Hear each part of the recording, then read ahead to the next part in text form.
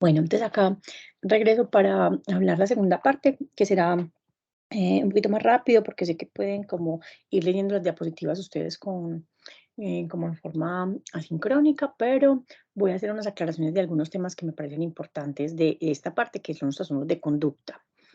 Entonces, como vamos a ver acá, son la primera causa de consulta por psiquiatría infantil en Colombia, los trastornos de comportamiento, que generalmente son dos, el trastorno opositor y desafiante y el trastorno disocial de la conducta. Son complejos porque generan mucha disfunción en los entornos, tanto escolares como familiares, y son la piedra angular de trastornos externalizantes del niño, o sea, que tienen que ver con los comportamientos hacia el exterior. Predispone a aparición de otras patologías orgánicas y psiquiátricas y son condiciones que realmente ameritan importancia y tratamiento. El DSM-4TR tiene metido en la clasificación los, estos grupos de patologías como trastornos del comportamiento perturbador y ahí incluyen el TDAH, que ya lo vimos, el trastorno opositor o negativista desafiante, se le conoce con los dos nombres, el trastorno disocial de la conducta o trastorno de conducta y ya otros comportamientos no especificados. Esas son las cuatro formas del trastorno comportamental perturbador de la infancia. Vamos a hablar del primero, que es el trastorno opositor y desafiante o trastorno del comportamiento perturbador, ¿cierto? Son personas, niños, pues que tienen características de desobediencia y estar poco controlados en su comportamiento porque se enfrentan a la autoridad, la desafían, son generalmente personas chistosas, que influencian a los demás, que tienden a hacer cosas en contra de las normatividades o los rigores que se les pidan en determinado lugar y obviamente oponiéndose a la normatividad que se les exige, siendo de la casa o siendo de la institución educativa. La desafían, se niegan a cumplir como algunos requerimientos, se colerizan mucho, se ofuscan, son muy primarios en la reacción, con algo de agresividad, hostilidad, ¿cierto? Pero hay algo a su favor y es que asumen alguna consecuencia por sus actos, o sea, entienden que ellos son los que están comportándose en forma inadecuada y pueden todavía tener alguna forma de interiorización del comportamiento y aceptar esa consecuencia. Em, es un trastorno que merece atención porque produce muchos daños y realmente pobres diagnósticos. Hay que entender que hay fases normales de la vida donde el sujeto se torna desafiante y opositor, y las dos que más conocemos son la edad entre los 2 y 3 años, que se llaman los terribles dos, porque evidentemente es la etapa en que el niño usa el no. ¿Qué quieres? No. ¿Quieres algo? No. ¿Quieres jugar? No. Todo es no. Parece que solamente es la única respuesta que el niño conoce y no le gusta ser muy dirigido o se ofusca fácilmente, hace pataletas, son etapas de mucha pataleta y evidentemente ese es como un hito del desarrollo. Es una etapa en la que se transita por ese proceso de madurez porque obviamente el niño todavía le cuesta incorporar los patrones externos del comportamiento. A esos niños no se les llama opositores y desafiantes, es lo normal de esa etapa del desarrollo. Y en la otra etapa normal del desarrollo, donde se convierte en las conductas opositoras en un patrón normal, es la adolescencia, porque es una etapa de, obviamente, de diferenciación, de buscar la independencia, de determinarme quién soy yo, realmente a mí qué me gusta, qué quiero, no parecerme a mi papá, no siempre hacer lo que me dicen, tengo curiosidad, quiero tener identidad, quiero tener decisiones. Entonces, deseo de experimentar y volverme un ser como dueño de mí mismo va a implicar algo de oposición, ¿cierto? Y desafío, pero evidentemente hay que vigilar es que esa adolescencia transite con formas sanas de esa búsqueda de identidad que no perturben el comportamiento o que dejen secuelas o que sean demasiado deleterias. Pero esas dos etapas de la vida, 2 o 3 años y adolescencia, son etapas normales de cambios y de desafío. Diferente a lo que vamos a ver hoy, que son las personas que en otras etapas de la vida tienen un problema completo con la normatividad, volviéndose opositores y desafiantes. Entonces, el patrón para cumplir las características clínicas tiene la parte de ser recurrente en el negativismo, en el desafío, en la desobediencia y la conducta hostil hacia la autoridad. compromete el funcionamiento de esa persona, pues que de ese niño o esa niña, con altos problemas de conducta para padres y profesores, sus vínculos se vuelven muy inseguros y es la puerta de entrada a otras psicopatologías. De esto hay factores tanto biológicos como psicosociales y terminan siendo funcionales para cómo se desenvuelve un niño en sus entornos. La prevalencia aumenta desde la mediana niñez, generalmente también 7, 8 años, hasta la adolescencia. Tenemos una prevalencia total de 2 a 16%.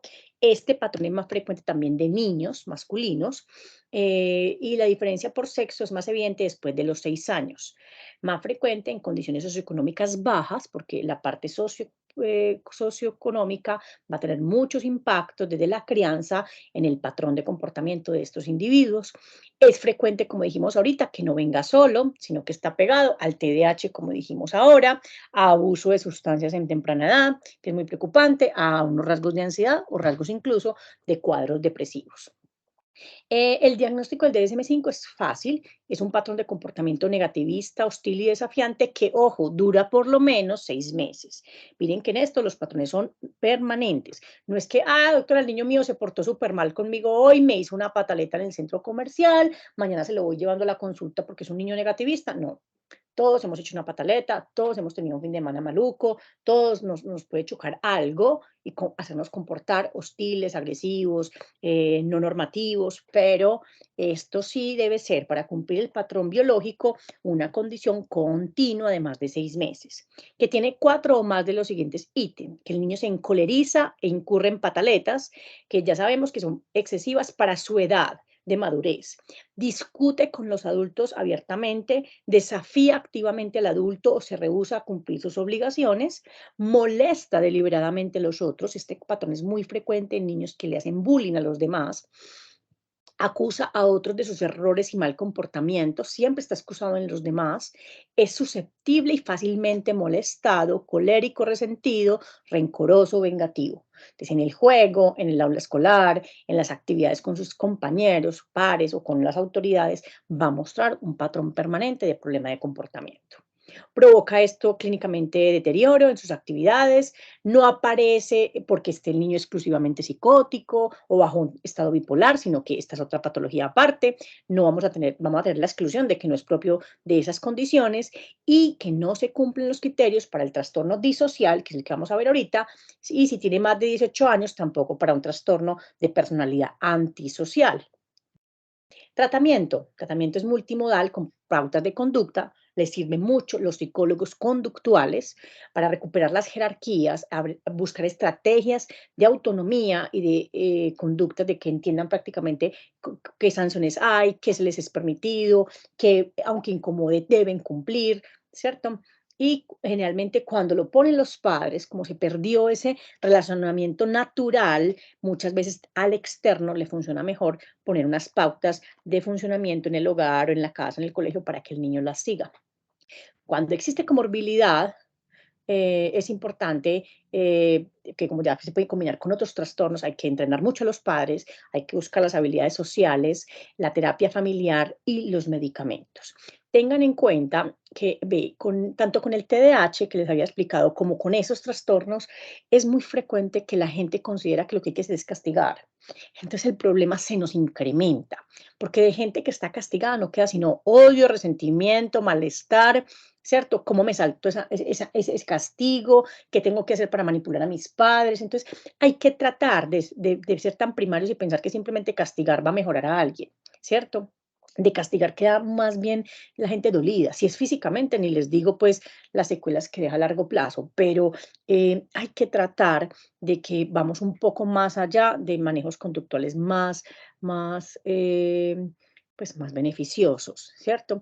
Muchos de los padres piensan que no, doctora, a estos niños hay que quitarles el juego, hay que quitarles los deportes, doctora, pues cómo la va a llevar a tenis a la muchachita tan grosera que está, cómo nos trata de mal, cómo se rehúsa a ponerse el uniforme, cómo se rehúsa a hacer las tareas, nosotros ya no sabemos qué hacer con esta niña, ni crea que le metemos al entrenamiento de tenis, que es lo que más le gusta, vuelve a ser un castigo, ¿cierto? Y recuerden que es muy difícil que el niño adquiera habilidades del comportamiento teniendo TDAH o teniendo esta condición si no están las actividades que le regulen la motivación y el disfrute. Entonces, si la sacas del deporte, que el deporte puede ser sano y por medio del deporte puede aprender autonomía y puede aprender que es que para llegar a la clase de tenis tiene que llevar la raqueta y es que no la reciben sin el uniforme adecuado y es que no la clase no era el martes a la hora que le da la gana, sino que era el miércoles a las 5 de la tarde. Entonces, la niña de todas maneras, aunque esté divirtiéndose, entrenando, jugando, es una actividad saludable que le permite incorporar actividades rutinarias con disciplina. Y también tiene que seguir unas reglas de cómo logra un punto, cuál es la sanción, qué se puede hacer y qué no se puede hacer. O sea, los juegos enseñan muchísimas cosas, pero los papás quieren es como castigo. Entonces eso nos lleva a un punto de los niños que se llama desesperanza aprendida, donde el niño ya, por más de que tú lo castigas, ya no le importa. Entonces hay papás en la consulta, doctora, es que ya se nos acabaron los castigos. Entonces uno piensa como así, Dios, sí, se me acaban los castigos, yo ya he pasado por estos, por aquellos, ya no tenemos. Y la niña nos levanta los hombros y nos dice que no jodí, pues que ya no le importa nada, que la castiguemos con todo. Es más, nos dice que le peguemos, que saquemos la correa, que le demos correa, que ya no le importa. Claro, los desafía peor. Entonces, mire, ¿a dónde va a llegar el tipo de violencia y sometimiento si entramos en esa rutina? ¿Cierto? Pero es que es porque el castigo está mal puesto, porque son castigos muy largos, son castigos constantes, son castigos, o sea, no es una sanción, porque tú como obviamente no puedes salir al parque porque tú todavía no has hecho la tarea. Eso es una sanción. O sea, es como un condicionamiento, no vinculación, es un condicionamiento. Tienes condicionado esto para lograr esto. Tú puedes ir a hacer, irte para la casa de tu amigo cuando tú demuestres que esta semana cumpliste tus tareas. Entonces, es algo que te has logrado, has ganado, algo que has hecho para tu bienestar. Entonces, así propositivamente la persona está anclada a tener que funcionar. En cambio, cuando es simplemente que espere, si se porta mal, ahí lo pelamos, ahí le quitamos el juego, ahí lo sacamos de clase de fútbol. Entonces, evidentemente lo que hacen es que hace así, bueno, yo no hice y también me castigaron y ya no volvemos a ir. Entonces, es esperanza y no cambia. Entonces hay que tratar de no caer en esos patrones y por eso es muy importante que los padres entiendan que este problema los incluye para que vayan a la psicoterapia y aprendan el manejo conductual de estas etapas de la vida cuando se cursa con estas condiciones biológicas y sociales muy complejas. Mm, bueno, del tratamiento farmacológico, patrón sí está basado en manejar antipsicóticos atípicos. El que más estudios tiene es la risperidona, que recuerden que es el fármaco más estudiado en niños. Le sigue clonidina, que es una agonista alfa 2 que actúa en el comportamiento, si ya es muy agresivo. Los estimulantes, tercera línea sería la ritalina, pero no es el principal. O ya, si hay comorbilidad con trastornos de comportamiento agresivo, bipolaridad o trastornos, pues, otros trastornos como, como graves, afectivamente se dan estabilizadores del ánimo. Pero principalmente sería simplemente dar el antipsicótico atípico, que es la risperidona. Eso por eso viene en jarabe, en gotas o ya en tabletas. Las tasas de éxito del tratamiento, si tenemos pacientes que tienen TEO de trastorno opositorio y desafiante más TDAH, mejoran un 20% cuando se adicionan fármacos, ¿cierto? O sea, adicionar, por ejemplo, no solamente entonces, si tienen las dos condiciones, solamente Ritalina, no, hay que poner el efecto antipsicótico, ahí sí viene muy bien la combinación. Y los efectos de tratamiento se mantuvieron después de un año de seguimiento cuando el paciente fue medicado farmacológicamente. Entonces, ese tratamiento, los padres les da un poquito de temor porque ya se entran en los antipsicóticos, doctora, eso es lo que le dan a los esquizofrénicos y cómo hemos llegado a este punto y entonces eso qué efectos les va a dar a largo plazo. Recuerden que como la risperidona es segura, pero es un fármaco que hay que vigilar la parte metabólica, no es el que más engorda, pero sí hay niños muy susceptibles. Yo he tenido pacientes que en un año han aumentado 5 o 7 kilos, entonces pilas, eso hay que vigilarlo, igual que la prolactina, igual que no van a tener ginecomastia, igual que perfil lipídico, glicemia, se le hace seguimiento y se va manejando la dosis mínima que traiga el manejo del comportamiento. Pero el mismo se nota, o sea, hay pacientes que, no, doctora, es que vea, Samuel estaba yendo muy bien con la risperidona porque, vea, es que en fútbol, usted no sabe ese niño cómo lo tienen que sentar, sacar porque pega, golpea, insulta, en el parque, en la unidad residencial, cuando baja a jugar con los amigos, el vigilante me lo está subiendo a decirme que el niño mío está haciendo daños a la vecina, que cogió al perro de la otra a tirarle con una piedra, que nosotros salimos con él y en el mercado, no sabe usted trata a la gente, no, y a nosotros, como es de agresivo, de hostil, de manipulador. Entonces, obviamente, son problemas de comportamiento mayores, que dejan mucho ruido, que son muy difíciles de cuidar y que si no le pones una pauta terapéutica, como dijimos ahorita, de comportamiento y adicionalmente le ayudas con el fármaco, el niño no corrige, ¿cierto? Entonces, es muy importante hacer un tratamiento rápido. En las intervenciones se utiliza el refuerzo positivo, porque ustedes van a encontrar mucho que, doctora, esto lo hace mal, mal, mal, mal. Entonces uno piensa, pero dígame algo bueno de su hijo, porque algo tiene que saber hacer bien, y si nos centramos solamente en lo negativo, esto nos va a traer muchos inconvenientes. Entonces siempre hay que aprender a balancear. El niño se está aprendiendo muy mal, pero el niño hace muy bien estas cosas, el niño cumple con aquello, no cumple con esto, para que ir logrando salir de las formas de sanción y castigo. Hay que buscar métodos de recompensa para motivarlo a que haga cosas con rutina, poner límites, límites sanos, amorosos, comprensivos, pero buenos, ¿cierto? Los límites no son un maltrato, son una forma de control, que el individuo sabe qué se espera de él. A mí me han dicho que yo hasta acá puedo hacer, que esto no me está permitido. Y eso es muy importante que cualquier persona menor de edad, incluso mayor de edad, lo comprenda. Hay personas que pasarán por etapas de la niñez que tuvieron esto, no sé, ese tratamiento, pues porque no se buscaban, no se hacía nada, y cuando ya son adultos, qué problema cuando están en los trabajos, qué problema cuando están en sus relaciones de pareja, porque no aguantan y no toleran un límite. Entonces, son las personas ahí que se enojan, que se exaltan, que violentan las parejas, que quieren salirse siempre con la suya, pero obviamente ya estaríamos hablando de gente que ya creció, entonces ya la metemos en patrones de personalidad disfuncional. Pero en estas formas que ya se va viendo que el carácter o la conducta son muy disfuncionales, hay que hacer tratamiento porque aquí es donde todo podría mejorarse. En cambio, ustedes ya saben que cuando se cierra la personalidad a los 18 años ya no se puede hacer casi nada, porque ya eso ya está obviamente consolidado. ¿Cierto? Acá también hay que tener el manejo de las pataletas de los padres, que a veces los padres son ambivalentes. Los padres hacen cosas que definitivamente uno sabe que en vez de mejorar la conducta del joven o del niño, lo empeoran. ¿Cierto?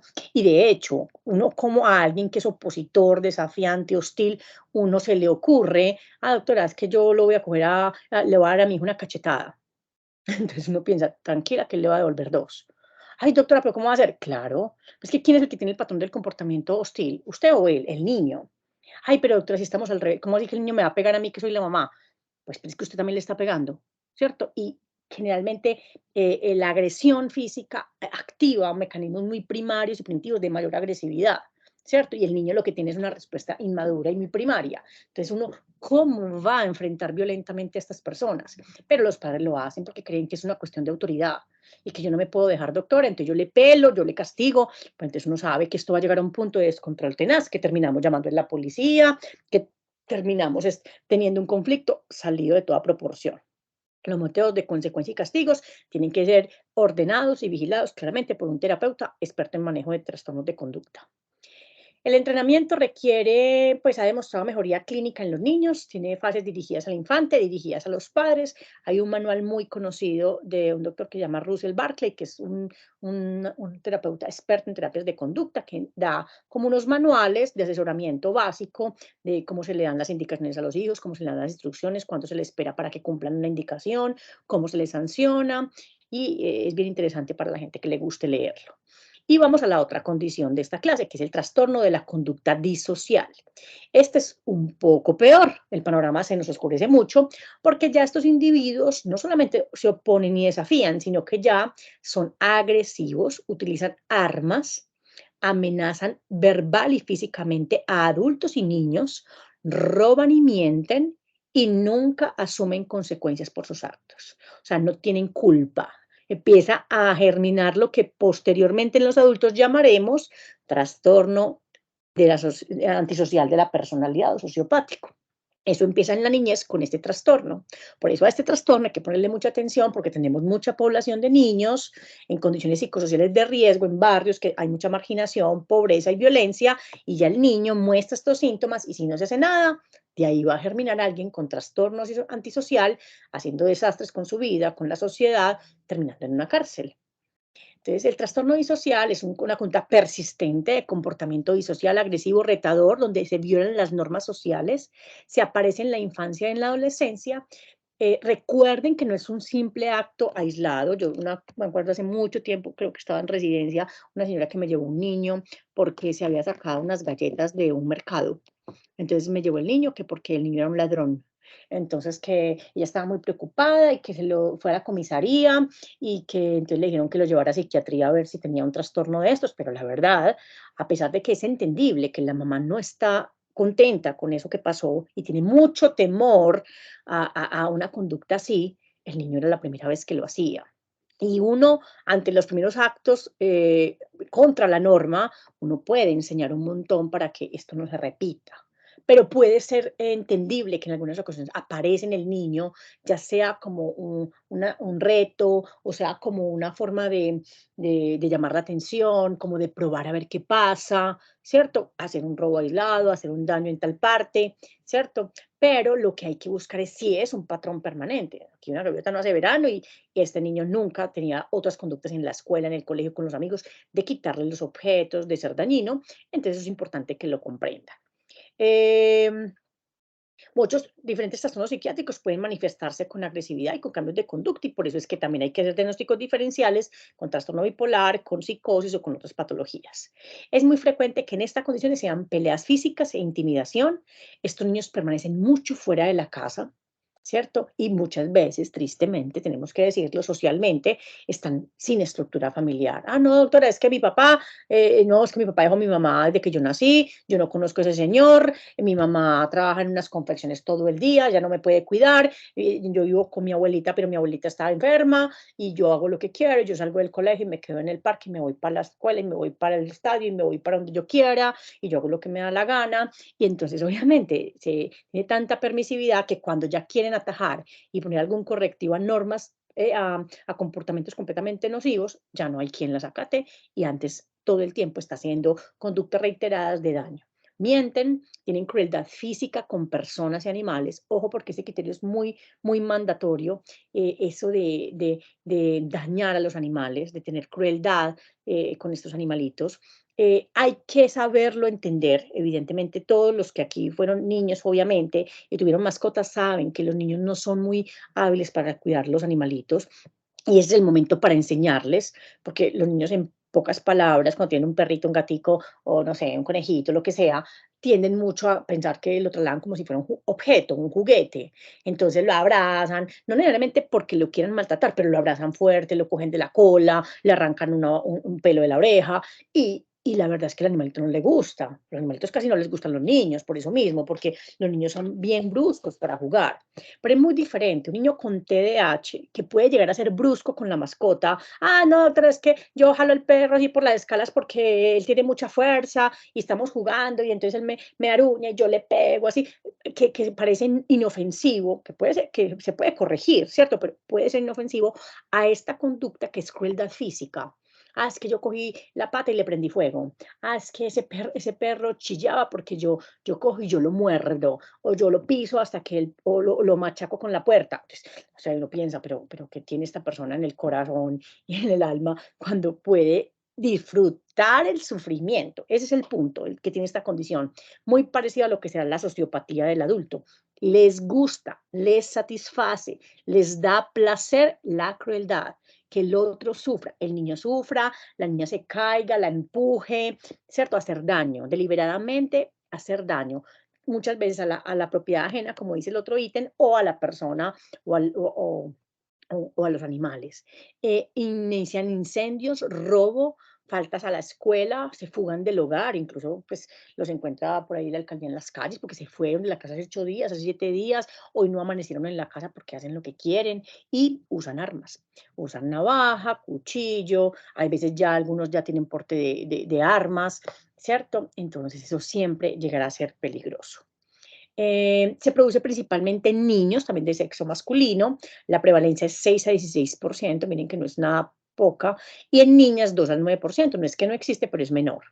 Eh, Se ha encontrado un riesgo 3 a 4 veces mayor a desarrollar trastorno de conducta en los hombres que en las mujeres, pero también se ha encontrado probabilidad de que esas niñas sean las parejas de estas personas disociales o antisociales, lo cual aumenta riesgo para la descendencia.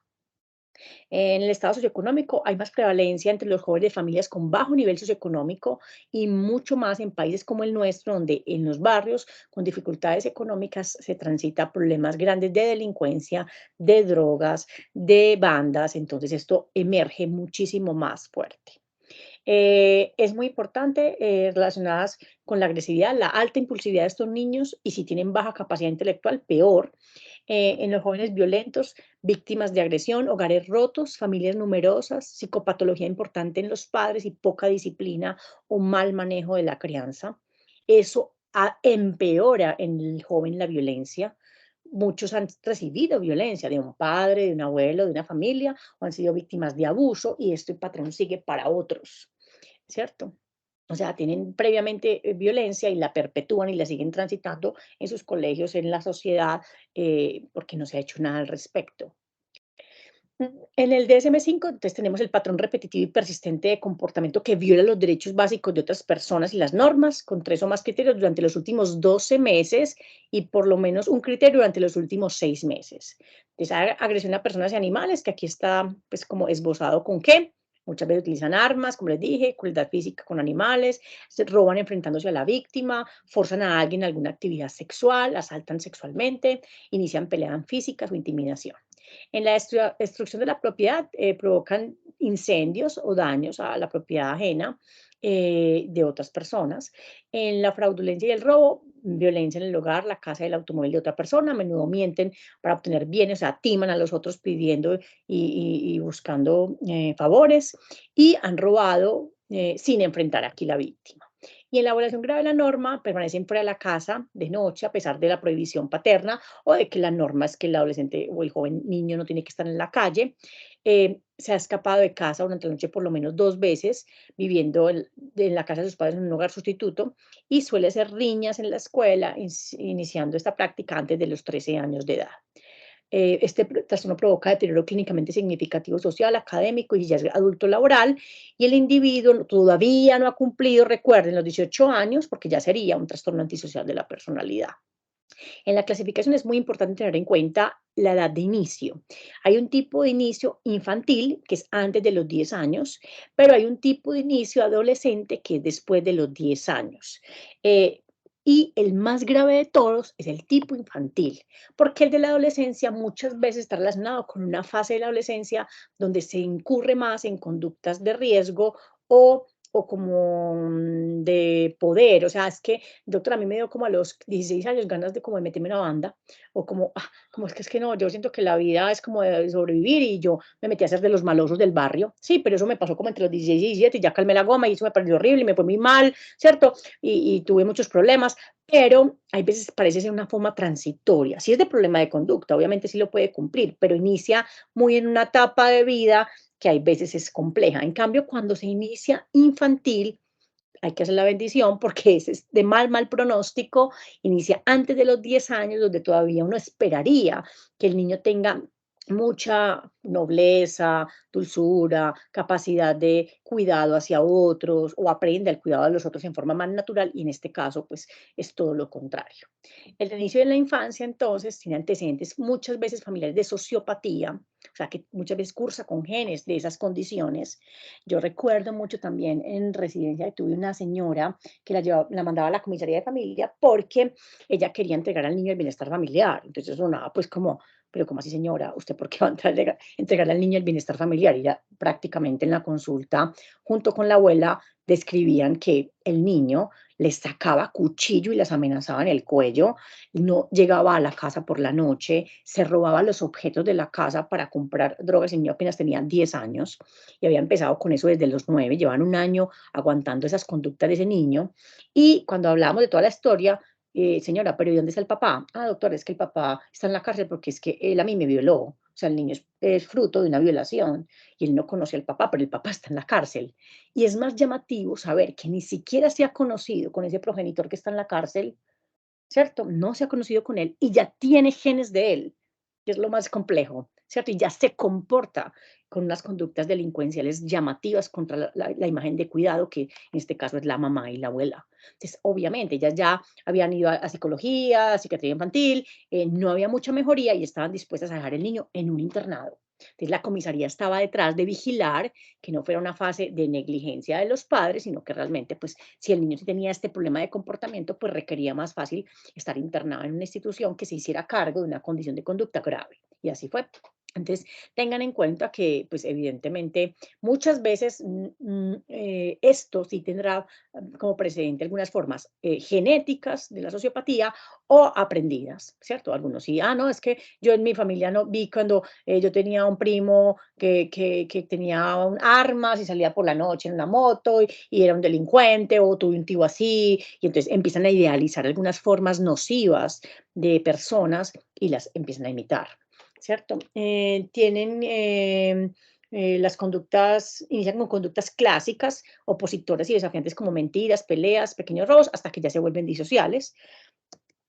Con el tiempo progresa la gravedad de los delitos, obviamente hay mayor incidencia con ya abuso, le meten sustancias a su cuerpo y entonces se vuelve más fácil delinquir.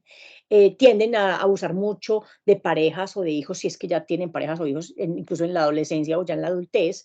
Estos pacientes tienen más probabilidad de anomalías en el electroencefalograma y de potenciales evocados, que tienden a mostrarse más agresivos que el grupo de inicio en la adolescencia, estos que son de la infancia. Algunos tienen TDAH comórbido, algunos tienen combinaciones muy conjuntas de enfermedad o alteraciones del aprendizaje o bajo rendimiento escolar. Si ya van a llegar a ser adultos, la historia laboral es difícil, la historia universitaria ni se diga. Y al llegar a los 18 años, ya la mayoría cumplirían patrones de sociopatía. Estas condiciones tienen un origen biológico también, ya dijimos lo genético, pero se cursa frecuentemente con que tienen niveles más bajos de serotonina en líquido cefalorraquídeo, lo cual asocia a la gente con mayor patrón de agresividad y impulsividad. Tienen una anormalidad en la actividad de la dopamina beta hidroxilasa, que en algunos estudios biológicos se ha acercado a cero, o sea, nula, que recuerden que es una enzima importantísima en el cambio de esas catecolaminas. Tienen el sistema nervioso autónomo respuestas galvanométricas inhibidas hacia factores que la persona puede experimentar con ansiedad, ¿cierto? Y antes, por el contrario, esa respuesta muestra un umbral elevado para experiencias de placer. Esto, en pocas palabras, es que cuando la persona ve eventos que incluyan sufrimiento, dolor, accidentes, tragedias, a estas personas la respuesta periférica de ansiedad les puntúa en cero. Y por el contrario, les empieza a experimentar sensación de placer.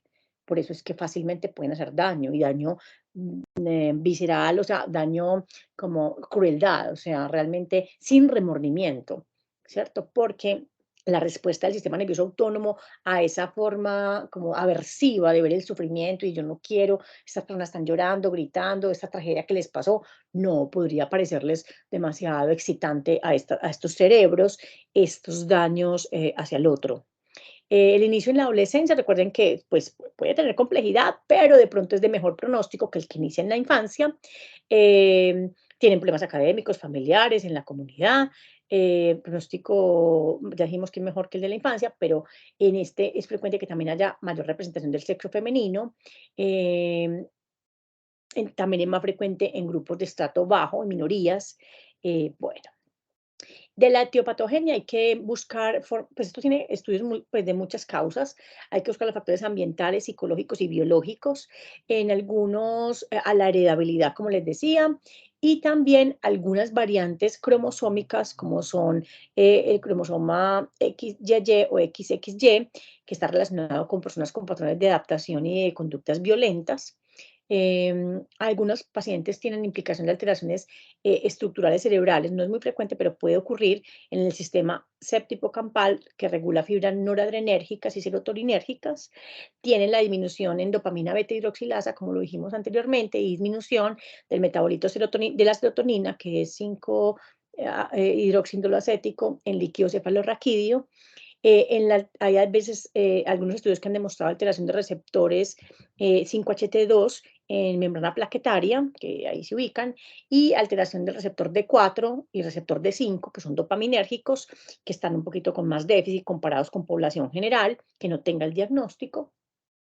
Es tener una alteración o desbalance serotoninérgico y noradrenérgico puede ser la razón de la hiporreactividad autonómica encontrada en estos niños, que hace que a los estímulos aversivos no reaccionen como se espera y que por el contrario la respuesta primitiva agresiva sea la el escenario principal. Bueno, no se ha encontrado disminución de conductancia de la piel, de catecolaminas en plasma y cortisol en saliva, o sea, todos los factores que demuestran estrés en un individuo cuando hay un evento violento o hay una situación deleteria, para ellos no funciona. Y también pueden tener unos niveles de testosterona más altos comparado con población común de esa misma edad. Obviamente lo social tiene mucho impacto, no solamente lo biológico, entonces hay factores de riesgo como la exposición a conflictos maritales, son niños que han vivido violencia doméstica entre sus padres, agresión física en el hogar, depresión materna o psicosis materna, familias muy numerosas con pobreza, con pocos recursos, alcoholismo en el padre, proximidad a grupos de delincuencia en el barrio, ¿cierto? Donde se les volvió modo operandi buscar niños en estas condiciones para que operen con ellos y aprendan estos manejos de comportamiento. Entonces, todo esto los va viciando a estar propensos a entrar en estas condiciones muy graves. Eh, Algunas cosas neurológicas han encontrado como alteración de potenciales evocados, especialmente latencia P3 o un enlentecimiento difuso del electroencefalograma en un 20% de esta población, los déficits atencionales o menos habilidades ejecutivas y verbales en esta población. De los diagnósticos diferenciales buscamos diferenciarlo de trastornos de adaptación, pacientes que han sido abusados física, sexualmente, han vivido traumas y que hayan por eso manifestado forma de conducta su agresión hacia los otros. También lo vamos a buscar diferenciar de manifestaciones de crisis psicomotoras por parecidas a trastorno, a crisis ictales, ¿cierto? Que lleven a agresividad o trastorno explosivo intermitente, que también lo vimos que hace parte de los trastornos depresivos o el trastorno, o ya tener un trastorno interiorizado que sea asociado a depresión, a manía o ansiedad. Eh, Buscarles el TDAH como comorbilidad, que algunos lo tienen. En la evaluación es muy importante que el terapeuta conozca al niño, la familia, la escuela, el contexto que le envuelve. Hay que evaluar la edad de inicio del comportamiento porque ya sabemos que si es muy temprano es peor que si es de la adolescencia. Buscar antecedentes perinatales de cómo fue el desarrollo de ese niño, temperamentos problemáticos desde la primera infancia, antecedentes familiares de enfermedad mental, drogas o problemas de estas personalidades. Buscar cómo son las conductas agresivas que ha manifestado, si tiene otros síntomas psiquiátricos y si ha recibido abusos previos físicos o sexuales ese menor. Ya con eso, pues el psicólogo de conducta sabe qué parte la debe trabajar él y qué parte se debe trabajar evidentemente con el psiquiatra y qué parte debe estar bajo custodio, vigilancia del sistema eh, legal. Es decir, estos menores, como son menores, pero cometen delitos, no podrán ir a cárceles, pero sí algunos están vigilados por las instituciones por sus delitos en lugares de menores infractores. Uno de los más conocidos en Medellín se llama La Pola y tiene personas recluidas en la institución porque no pueden estar por fuera asociadas a sus comportamientos delincuenciales.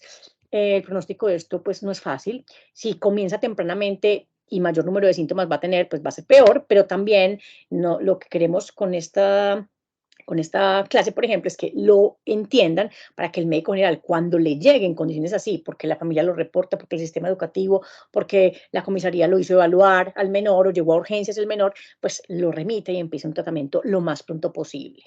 Eh, no se recomienda un solo tipo de intervención, no hay una forma específica de medicamento que funcione. A todos hay que incluirle psicoterapia, o sea, el manejo conductual es fundamental. Y la farmacoterapia, no hay un fármaco específico creado para esto, pero lo que más se ha utilizado son, igual que los tratamientos para el trastorno opositor, que son los antipsicóticos atípicos, risperidona o aripiprazol, y algunas veces tricíclicos o clonidina o anticonvulsivos si la agresividad es mayor. Y si ya está metido con drogas, hay que buscar los que tengan efecto anti-craving o los que controlen la psicosis, o sea, según lo que estamos requiriendo para cada síntoma. Hay que hacer terapias cognitivo-conductuales, reestructuración de jerarquías, de independencia, entrenar en solución de problemas y habilidades sociales, el refuerzo académico, se les hace un asesoramiento legal de a qué tienen derecho y qué va a incurrir en normas que los va a penalizar, de la manera que intervenga pues en su edad, y la intervención familiar y escolar. Acá están los medicamentos que usamos. Ah, bueno, estimulantes también en caso de que haya comorbilidad entre un trastorno disocial de la conducta y TDAH, que puede pasar. Hay que controlar la agresividad, mejorar los elementos de atención, la inquietud, la impulsividad, mejorar síntomas afectivos y el reingreso a actividades escolares, sacarlo de conductas del barrio, que está desescolarizado, que está probando sustancias y hay que volverlo a meter a una institución bajo custodia y vigilancia, donde lo eduquen, aprenda a volver a seguir su bachillerato o su primaria, para que podamos cortar ese vicio de conflictos. Hay que entrar a los padres, brindar información de cómo se corrige, porque muchas veces, como sabemos, se incurre en lo más primario, que es agresión contra el menor, sanciones, y esto nunca nos lleva a mejorar. Hay que recompensar las buenas conductas de las personas, porque las personas también hacen paralelamente actos buenos que deben ser retribuidos, no financieramente. La gente dice: "Ay, doctora, entonces, si mi hijo tiene la cama, le doy plata". No, porque se nos vuelve un negocio terrible y así no puede ser. Pero es las palabras, es el reconocimiento, es que el niño también, es que hay niños y jóvenes que le dicen a uno: "No, es que a mí lo único que me hacen es regañar, lo único que me hacen es maltratar y pelar. A mí nunca me han pedido un favor, a mí nunca, si hago algo bien, me lo dicen". Entonces hay que empezar a revertir esa mala forma, porque todos los cerebros están hechos para hacer cosas por las cuales son recompensados. Entonces, si uno a la persona le empieza a decir: esto te queda muy bien, gracias por llegar temprano, usted se está portando bien, este trabajo le quedó muy bien hecho, la persona mentalmente está dispuesta a tener que repetir un acto bueno, porque tú se lo estás valorando y apreciando. Y todos buscamos que el otro en el otro haya esa repercusión. Pero si yo no valoro los esfuerzos, si yo no premio las buenas conductas o las reconozco, pues primariamente reconocerlas, evidentemente el niño y el joven no quieren seguirlas haciendo, porque no vale la pena, ¿cierto? Entonces hay que escoger bien esas recompensas, por descuido no recompensar malas conductas. Hay mamás que definitivamente no, es que doctora, yo termino dando al niño plata para salir a comer cosas porque es que él ya me amenazó o él me violentó. Entonces, ¿cómo así? O sea, se salió con la suya. O sea, un acto malo donde él la está sometiendo violentamente, hostilmente, verbalmente, hace que usted le entregue la plata, hace que usted le permita. Entonces, claro, se le volvió el modo como la manipula, ¿cierto? Entonces hay que tratar de no dejarse llevar por un patrón de mal comportamiento porque se va a repetir. Bueno, y hay que corregir algunas de las malas conductas. Uno va a mirar que hay consecuencias graves en algunos comportamientos, otras que obviamente pues es muy diferente que a mí me lleven a un niño que lo que hace es sacar cuchillo, robar, mentir, a que, doctora, es que el niño es muy desordenado, deja las medias debajo de la cama, el niño no recoge los platos, doctora, el niño, si viera qué problema, para que lave los dientes. Nada más que estos problemas existen, faltan hábitos, faltan buenas costumbres, pero no tienen la misma dimensión que un niño que ya hace daños y que ya tiene conflictos graves de comportamiento. Bueno, entonces las estrategias conductuales es lo que prima en el tratamiento y, como les dije, combinado según los síntomas con antipsicóticos o estabilizadores. Con eso ya terminamos y ya les voy a dejar por último lo del espectro autista.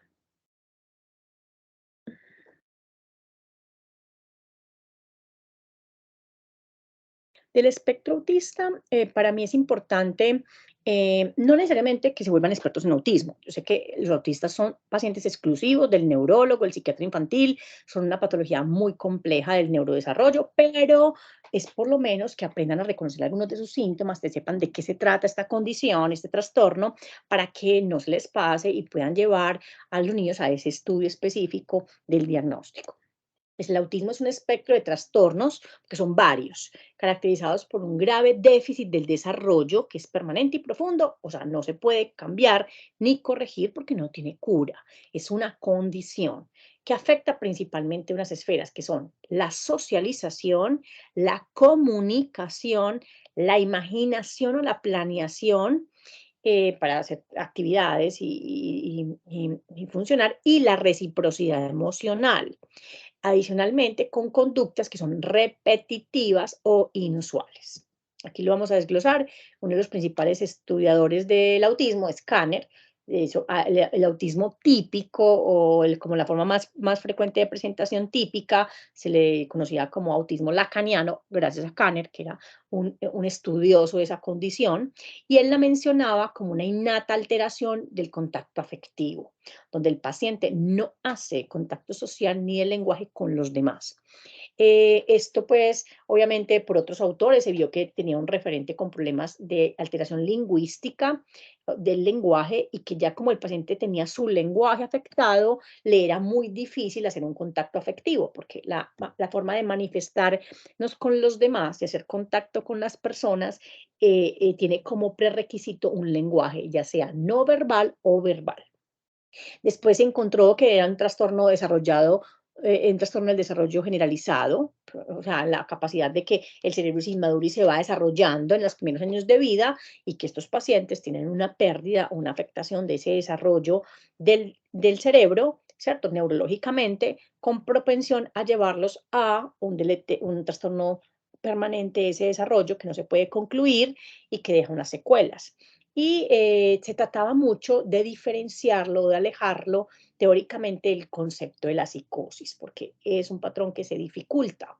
La psicosis infantil, de diferenciar del autismo como tal, eso lo hacen generalmente los expertos en psiquiatría infantil y neurología, pero durante muchos años, en 1980 hasta los 90, se confundía mucho. ¿Será que esto es un paciente psicótico que está en un estado acuérdense que la psicosis antes de sus síntomas floridos tiene unos estadios iniciales donde lo que predomina no es ni la alucinación ni los delirios, sino el comportamiento aislado, extraño, poca socialización, poco lenguaje, ¿cierto?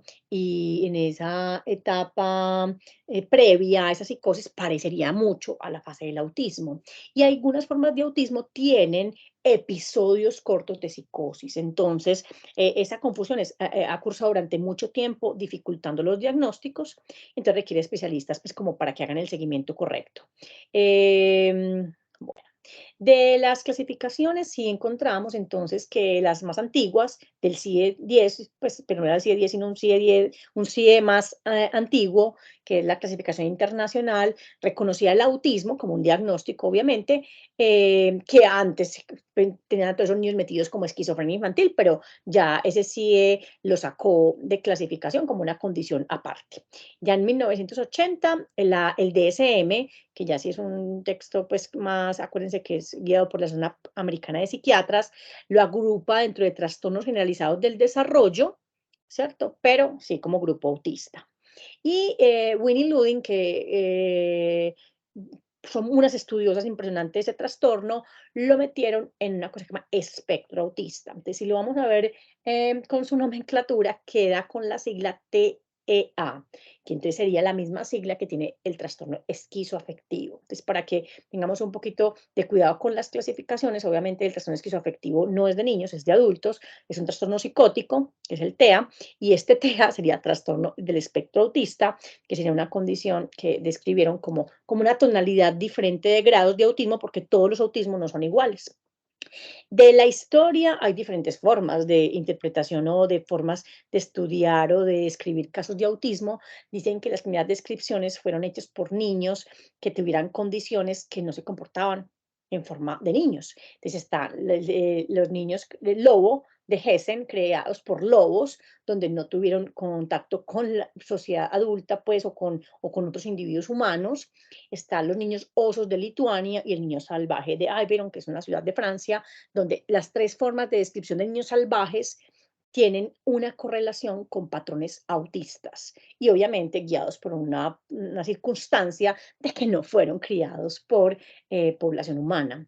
En 1911, el término autismo fue utilizado por el psiquiatra suizo Bleuler, que consideró al autismo como una parte de las patologías esquizoides. Pero él estaba confundido porque él sí lo miren que lo interpreta como si fuera una parte no igual de la esquizofrenia, pero parecida, ¿cierto? Y la verdad, hasta que nos llega Leo Kanner en el 43, que sí hace un gran estudio de población solamente con esta condición y describía el grupo de muchos niños que presentaban patología de autismo infantil. Entonces él los empieza a separar como una condición específica que la llamó autismo, ¿cierto? Y ya finalmente en 1944 un pediatra alemán, que es Asperger, describió un grupo de esos pacientes que estaban incluidos como autismo infantil, pero que veía unas diferencias. O sea, sí tenían autismo, pero él decía no, pero no es igual, tiene como un cambio porque el lenguaje no está retardado, porque no tienen discapacidad intelectual y entonces estos le pusieron el nombre de él, que es pues el apellido de él, que es Asperger, que es una de las formas del espectro autista. Diferente al autismo lacaniano, que era el típico autismo. Del autismo, entonces, tenemos tres áreas principalmente afectadas: el lenguaje, y acuérdense que el lenguaje no solamente verbal, sino no verbal, o sea, gestual. La interacción social es totalmente uno de los patrones más importantes en la alteración, y los intereses de esos pacientes que son restringidos o con unos comportamientos muy repetitivos. La tríada de Wien, que es una tríada característica como es la condición, habla que no hay reciprocidad social en el entorno con estos pacientes, que hay trastorno de la comunicación verbal y no verbal, y hay ausencia de capacidad simbólica y de conductas imaginativas, todo asociado a ese espectro autista. Aquí están los 5 grupos que hacen parte del trastorno generalizado del desarrollo del espectro autista. Tenemos los 3 primeros, que son los más conocidos, que son en sí mismo el autismo clásico, que es la bolita azul. Tenemos al síndrome de Asperger, que así se llamaría, y formas no especificadas. Esos son los 3 más comunes. Y tenemos 2 un poquito diferentes, pero pertenecen al mismo espectro, que se llaman síndrome de Rett y trastorno degenerativo infantil, que son 2 patrones muy estudiados por los neurólogos, porque tienen muchas complicaciones neurológicas en esos pacientes y porque son patrones con pérdidas degenerativas de funciones cognitivas, como vamos a ver más adelante. Es muy importante entender entonces que el TEA como tal, el espectro autista, afecta al 0,6% de la población mundial. 44% de los médicos de atención primaria, como ustedes, reportan al menos 10 niños que van a su consulta o a sus tratamientos que tienen trastorno del espectro autista. La prevalencia es 4,4 por cada 10.000 personas. Es más frecuente en el sexo masculino, como hemos visto todas las patologías de hoy, en una proporción 4 niños por una niña. Afecta a todas las razas, etnias y grupos socioeconómicos, no tiene una predilección por ninguno, y un tercio de los padres de niños que tienen TEA notaron un problema del desarrollo en sus hijos en el primer cumpleaños, miren, pues 12 meses, y el 80% de los padres vieron el desarrollo de los síntomas antes de los 24 meses de edad. O sea, a pesar de que este espectro autista se sigue diagnosticando muy tardíamente, en un promedio de 7 a 8 años, si es que estamos con suerte, pero los papás y las estadísticas están diciendo que ven en sus hijos síntomas desde el primero y segundo año de vida. Entonces, el médico de atención primaria tiene un papel importante, no para los diagnósticos diferenciales de esto, no, sino para que entienda qué síntomas lo deben hacer pensar de que el desarrollo neurológico y psíquico no va normal y que el niño requiere estudios especializados. 92% de gemelos monocigóticos versus 10% de los disigóticos, lo cual está a favor del componente genético. ¿Y cuándo pensar en que el niño puede tener autismo? Eso es lo que más necesito que ustedes comprendan, y es primero, parece que las consultas sobre cambios o síntomas alarmantes empiezan entre los 18 y 24 meses. 2 indicadores principales en esa edad son el pobre contacto visual del niño con los padres y con los pares. Los niños no miran al rostro, ¿cierto? Y falla en la respuesta por su nombre, porque ese es un síntoma muy primario. Todos los niños miran a la madre, entienden la sonrisa social de la madre en cualquier idioma, en cualquier cultura, porque es una forma de hito neurológico con el que nacemos primitivamente, ¿cierto? Reconocemos el rostro, tocamos la madre, la miramos. Estos niños no. Y tampoco responden por su nombre cuando se les llama, a pesar de que saben que se llaman así, ¿cierto? Pero para ellos no hay como una importancia en entender ese lenguaje que expresa el otro cuando les llama por su nombre. Es muy importante el motivo de consulta de retraso en el lenguaje y menos que el trastorno frecuente en el comportamiento. El comportamiento es más tardío, pero el del lenguaje es muy rápido.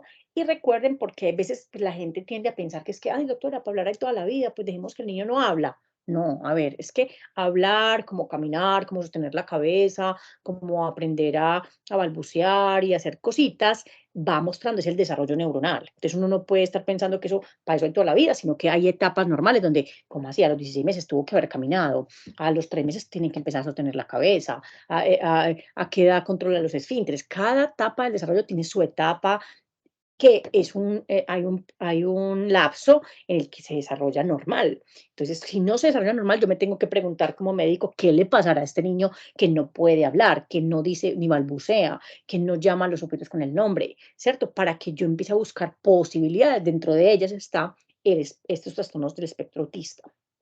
Estos niños que no se comunican con lenguaje, lo que hacen entre los 8 y 12 meses, pues señalan los objetos o no muestran interés en el seguimiento de las cosas que les son señaladas.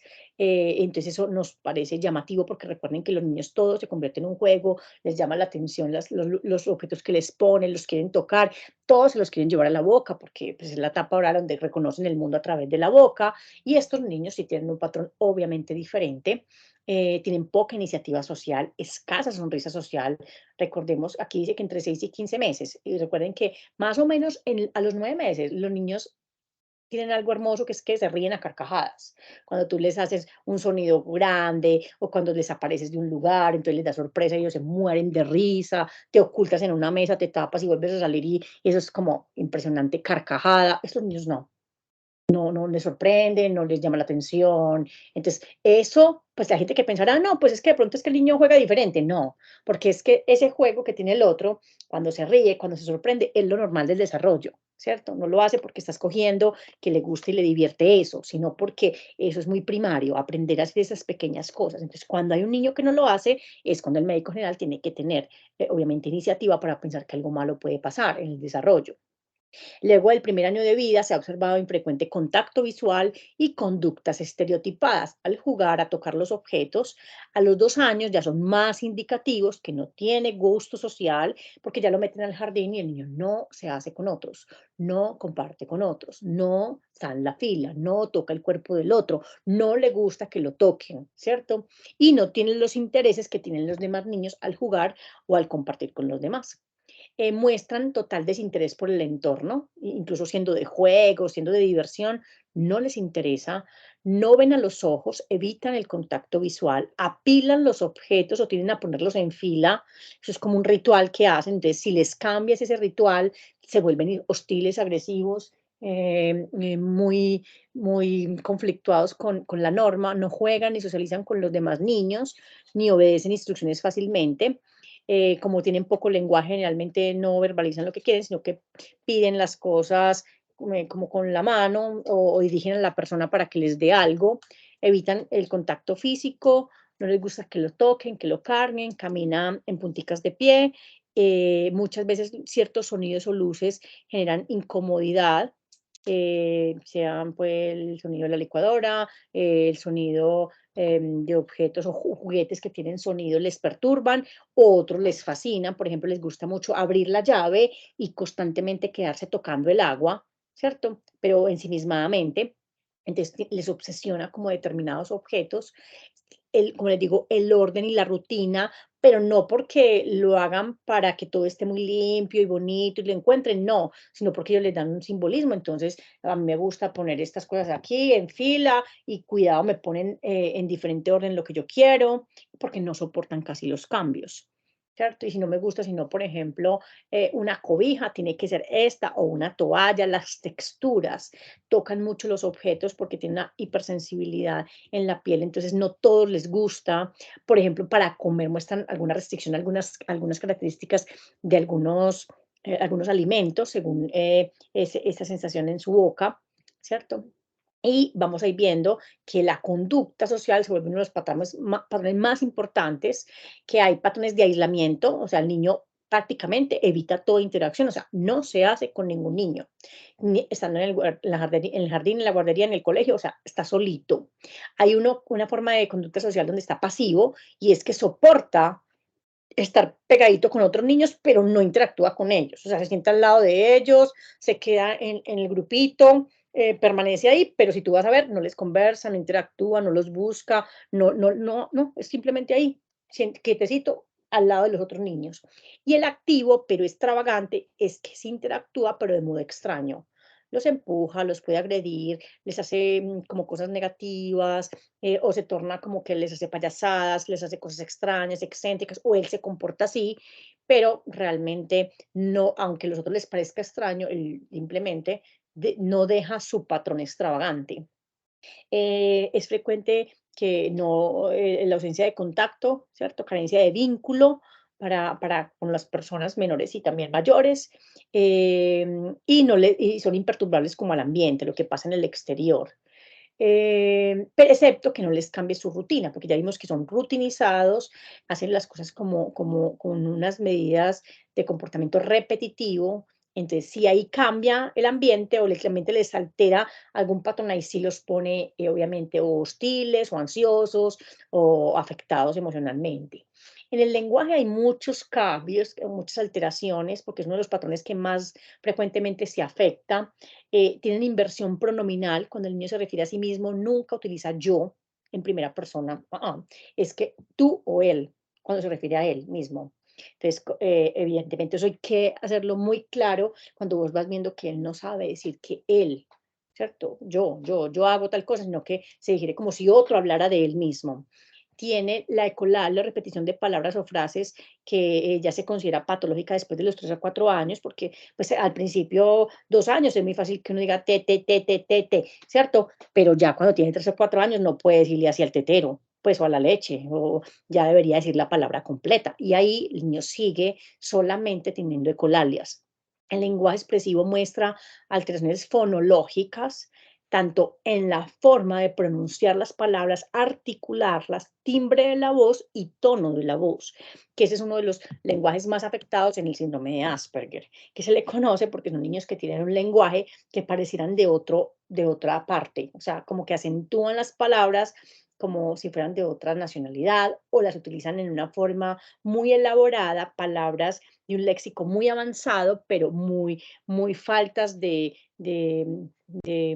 de profundidad en la conversación, porque tienen una estereotipia en el lenguaje, como que hablan de determinada manera y meten palabras muy elaboradas en ese lenguaje. El lenguaje receptivo tiene dificultades porque ellos tienen problemas para entender o percibir la información que les da el otro y la comprensión de esos gestos. Incluso también es muy conocido que los pacientes con autismo les dificultaría mucho comprender la intención de alguien cuando les habla, no solamente lo que dice, sino su intención, y por ejemplo chistes o comentarios que para la gente comúnmente, todos se ríen, todos entendieron, y él no entendió, y no le parece chistoso, y no entiende dónde está la parte simpática de determinada correlato, porque esa parte receptiva tiene una dificultad bastante importante en entender la información. Y muchas veces en la estereotipia aparece un diálogo, como les digo, de memoria. Casi que saluda, se despide de la misma manera, utiliza las mismas palabras, siempre es el mismo lenguaje, el mismo diálogo, y de ahí no avanza. Hay pocos gestos, ¿cierto? No son hipergestuales, no tocan, no mueven sus manos. Y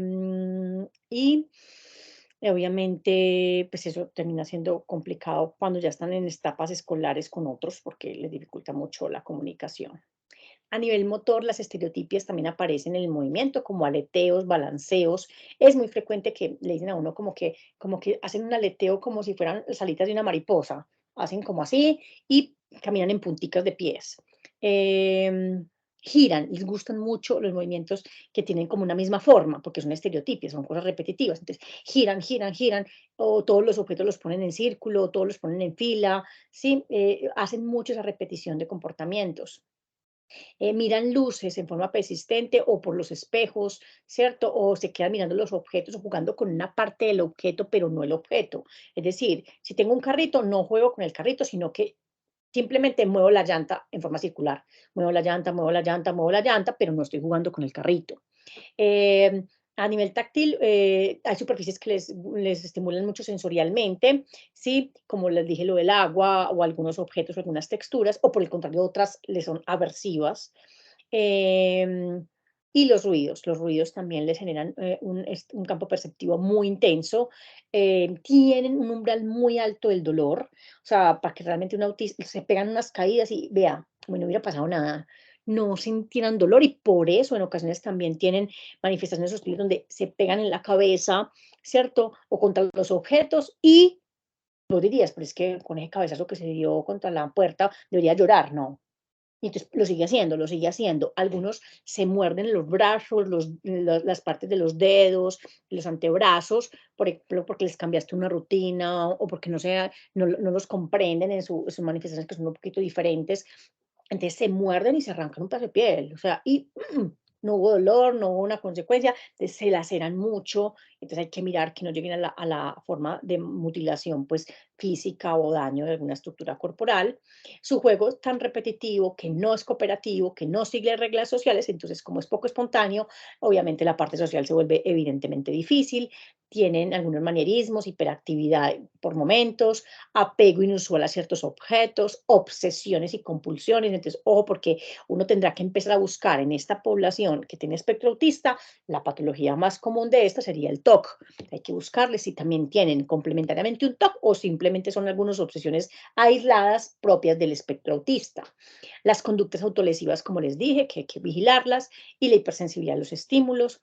Es muy importante que estos pacientes tienen retraso de la capacidad prelingüística, los gestos, la imitación y el símbolo, lo cual no podrá cambiarse, tendrá que aprender a vivir con esta forma de lenguaje que tiene una afectación importantísima, y por eso es importante hacer un diagnóstico rápido y poder enfocar el niño a un patrón terapéutico adecuado y obviamente en las instituciones educativas adecuadas. De la etiología del autismo infantil se desconoce un montón, es una de las condiciones más complejas que han buscado mucho en condiciones del desarrollo neurológico, pero se saben algunas cosas con contundencia, que son el fuerte fundamento genético que tiene, aunque no hay una causa exacta. Pero lo ambiental, lo psicológico ha perdido mucho poder porque lo biológico y lo genético ha adquirido mayor fuerza en la etiopatogenia. Eh, de las teorías hay varias importantes que les voy a dejar acá para que las miren. La primera es la de los defectos de la migración neuronal. Em, es muy importante entender que está alterada y este hallazgo refuerza la teoría de que el autismo tiene un origen prenatal, incluso muy precoz y probablemente genético. Entonces es muy importante que lo lean y lo miren. La otra teoría tiene que ver con disminución de las células del cerebro, ¿cierto? Que perdón, del cerebelo, no cerebro, sino cerebelo, que es un órgano controlador del cerebro, dando flexibilidad a las acciones y que ejerce un efecto controlador muy importante en conexiones con el tronco encefálico y con la corteza cerebral a través de células que son llamadas células de Purkinje, y que en las pacientes con autismo se ha encontrado en algunos casos insuficiente número de células de Purkinje que tienen que ver con este desbalance a nivel de ese órgano que es el cerebelo. Y también hay aumento de la densidad de las dendritas. Ya sabemos que las dendritas son ramificaciones de las neuronas que aumentan el volumen cerebral, pero también aumentan la conectividad, ¿cierto? Y sobre todo en las capas más profundas de la corteza frontal, temporal y parietal, la mayor densidad no implica necesariamente mayor eficacia, y al revés, en los casos de autismo que se ve aumento de esas dendritas, eso va a llevar a que antes la conexión se lentezca y la velocidad de los procesos cognitivos sea más errática o más compleja. O sea, no va a mejorar. Evidentemente es importante las dendritas, pero no en exceso ni en forma desorganizada, como puede ocurrir en algunos patrones de autismo, donde se ha visto que esta conectividad está afectada y afectando procesos ejecutivos de comprensión del lenguaje y de la percepción.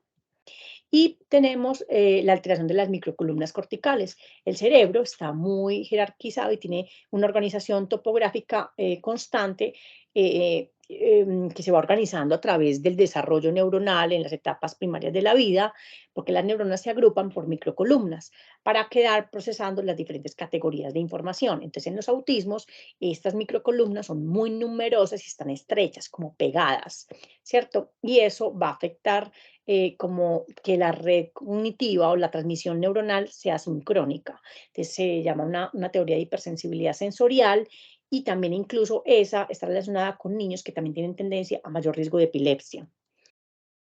Las neuronas en espejo también es uno de los parámetros que se está estudiando. No hay unas teorías definitivas, pero se sabe que son neuronas muy importantes para el aprendizaje, porque en etapas iniciales de la comunicación, cuando todavía uno como bebé no tiene lenguaje, pero uno está viendo el lenguaje de los padres, porque uno aprende el lenguaje de la lengua materna es por repetición. Los niños aprenden a comprender el mundo por esas conductas que ven, empiezan a representar como esa similitud, ¿sí? Y adquieren habilidad por imitación, imitación de comportamientos, de lenguajes, de palabras, y eso requiere estas neuronas en espejo. No basta pues con solamente imitar, mirar e imitar, sino que hay que comprender la intencionalidad del otro cuando me las dice, cómo me habla, qué expresiones hace, cómo es la sonrisa, el tono de voz, todo eso se hace en forma automática, el cerebro lo puede captar. Entonces, ese sistema de neuronas en espejo está formado por un grupo de neuronas del lóbulo frontal que se activan al observar a los otros y actúan conjuntamente con el sistema límbico que les da la representación emocional.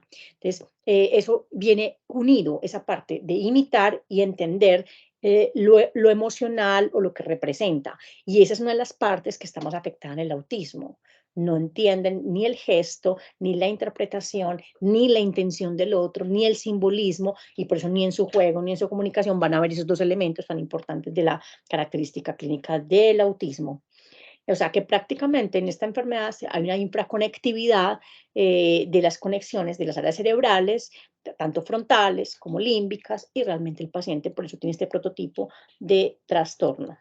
Esto es lo de las columnas, cómo se van apilando a través de los meses.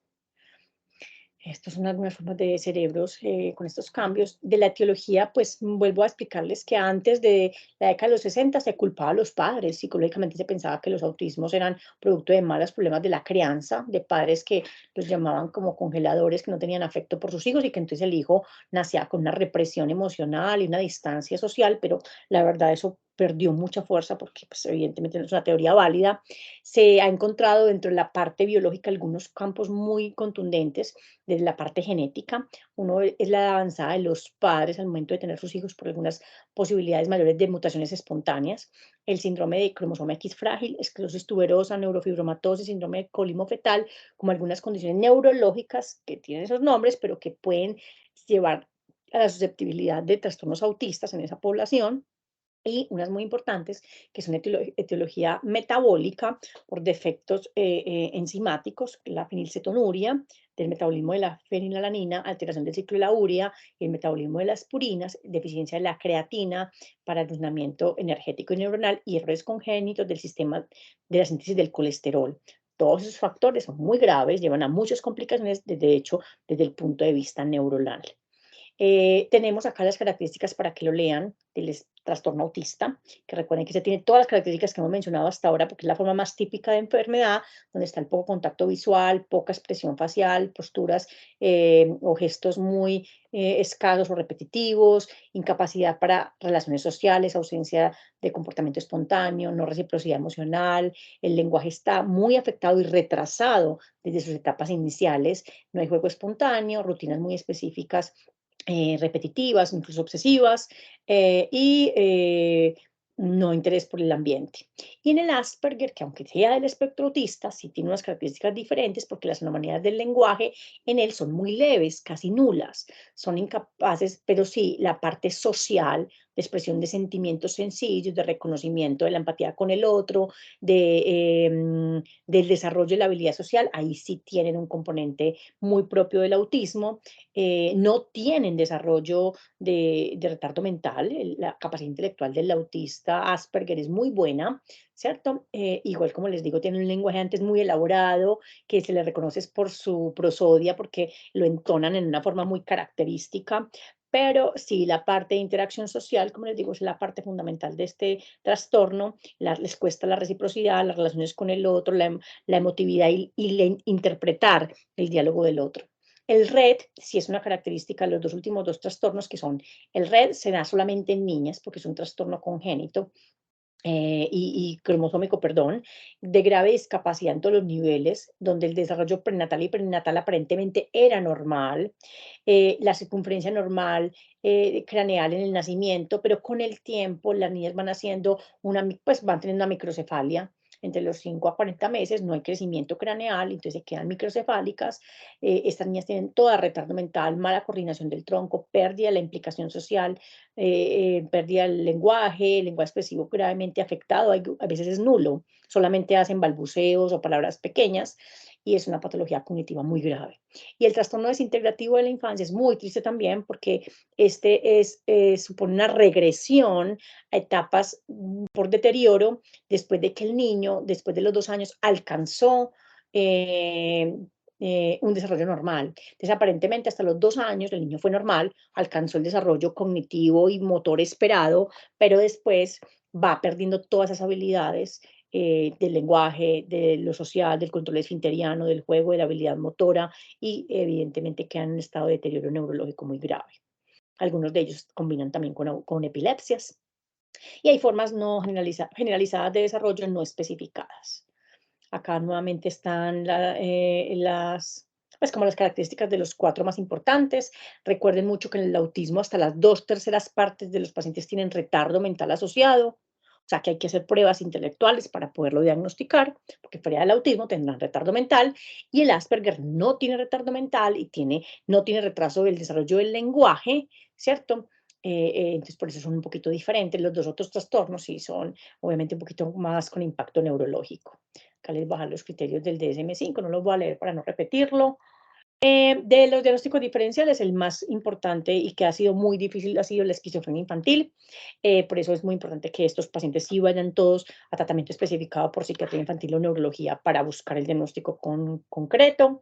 En Medellín hay una institución que se llama Integrar, que hace pruebas específicas para autismo. Son pruebas como parecidas a las pruebas neurocognitivas o neuropsicológicas, pero con un perfil de pruebas específicas para buscar este diagnóstico que es el autismo. Y aunque el autismo se puede poner psicótico por épocas, recuerden que su pilar fundamental no es estar psicótico, como si lo estaría la esquizofrenia infantil. Y el retardo mental, que ya sabemos que hasta 2/3 de los autismos típicos los acompañan con discapacidad intelectual, no todos los pacientes lo tendrán, entonces siempre es un diagnóstico también diferencial, pero va a afectar mucho más el rendimiento, las habilidades y el desarrollo del lenguaje y otras actividades cognitivas que el niño pueda desempeñar a nivel de su escolaridad. La privación ambiental, obviamente niños que vivan ambientes donde no son apreciados, no tienen contacto con otros, no los estimulan a nivel de motricidad, del habla, del afecto, puede llevar a síntomas parecidos, ¿cierto? Por eso en alguna época se piensa, no, de pronto es que estos son niños de madres con esquizofrenia, pero no, se encontró que no siempre, ¿cierto? Hay niños que tienen estos trastornos autistas y su madre es cariñosa, conversadora, los estimula, pero el niño es el que tiene la condición, ¿cierto? Pero sí es importante entender que hay que vigilar que el niño sí haya sido estimulado y vivido en un ambiente que no haya tenido deprivación emocional o sensorial. Y el trastorno de red también, que sabemos que es un diagnóstico solamente de niñas y con la microcefalia pues se empieza a encontrar el síntoma principal neurológico. En el autismo el manejo es multimodal, o sea, no hay un tratamiento específico porque no hay una causa específica, ni hay una causa que lo pueda revertir. Pues un tratamiento que lo pueda revertir, sino que se va a buscar la participación familiar en conocer el diagnóstico y reconocer qué se puede hacer con el niño y cómo lo pueden ayudar. Las intervenciones educativas en instituciones específicas que ya saben manejar esta condición, ayudar a estimulación sensorial, obviamente en lugares que saben trabajar estas sensaciones y experiencias con pacientes que tengan esta alteración, terapias de socialización y recreación específicas para esta población y terapias del lenguaje. Manifestaciones psiquiátricas más frecuentes, esto no debería ser considerado solamente una patología psiquiátrica primaria porque es más neurológica, pero van mucho al psiquiatra por el trastorno de conductas que manejen irritabilidad, agitación o autolesión. Eso es muy frecuente que lo llevan a consultar por eso al psiquiatra. El TOC como tal, formas obsesivas y compulsivas en el juego, en las rutinas básicas, tener TDAH secundario, o sea, tener formas de inatención, hiperactividad, pica, que a veces tienen, insomnio, depresión o ansiedad, psicosis, pero son brotes. Recuerden que no prima la psicosis, sino que son periodos pequeños donde pueden poner psicóticos, retardo mental hasta en 2/3 del autismo típico, en el Asperger no, y obviamente puede estar obviamente en las formas de red y trastorno desintegrativo de la infancia y las crisis epilépticas que algunas de esas condiciones también pueden tener en forma asociada al diagnóstico. Entonces, por esto son llevados a veces a la consulta para hacer tratamiento específico de esos síntomas. En el tratamiento no hay un tratamiento específico, los programas educativos individualizados son lo principal para ayudar al comportamiento, a coger habilidades y a que el niño reconozca qué se espera de él en determinados entornos y cómo se puede comportar. y aprenderlo, porque no tiene esa habilidad adquirida, la tiene que volver un entrenamiento. Y generalmente también para disminuir los comportamientos problemáticos, de su rabieta, de su pérdida del control, de su enojo, de sus golpes, de su mutilación, de su falta de persistencia, de su ritual, porque sabemos que lo va a empeorar. Entonces hay que manejar esto desde el tipo de terapia conductual y en instituciones educativas especializadas para estos problemas del desarrollo. Em, bueno, y los medicamentos no son para un tratamiento específico, sino para mejorar síntomas como los que ya dijimos. Los más utilizados son la risperidona, que es el antipsicótico atípico por excelencia que se usa acá para regular los comportamientos agresivos, hostiles, impulsivos, les ayuda bastante cuando lo requieran, obviamente. Y también si hay un componente obsesivo muy constante o ansioso, sirven los ISRS. El pronóstico es que no tiene cura, obviamente, se convierten en adultos con autismo, obviamente van a llegar a las instituciones educativas especializadas, a los trabajos con espectros del autismo, y es simplemente que ellos aprendan a entender su diferenciación en el ambiente colectivo, ¿cierto? Qué se espera de ellos, cómo pueden trabajar con otros, a pesar de tener estas diferencias importantes del desarrollo neurológico, y obviamente los que tengan discapacidad tendrán que aprender actividades específicas como desde trabajos semi-cualitativos o cuantificados, donde les permitan hacer tareas específicas para los cuales se entrenan y no tiene un tratamiento pues específico.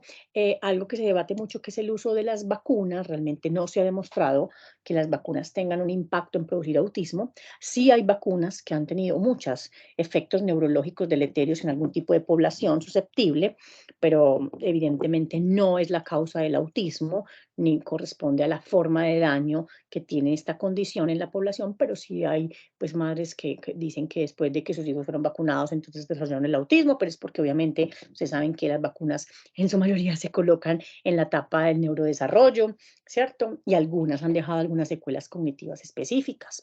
Entonces hay un gran debate de gente que pues, está contra las vacunas y que no se debe vacunar a los niños, pero ya sabemos los riesgos de tener a los niños sin vacuna, ¿cierto? El gran beneficio que tiene en poblaciones inmensas de también evitar meningitis, otros daños muy graves por gérmenes que nos llevarían a muchas lesiones neurológicas. Entonces, con esto les dejo la clase grabada y que estén felices y que estén bien y pasen feliz noche.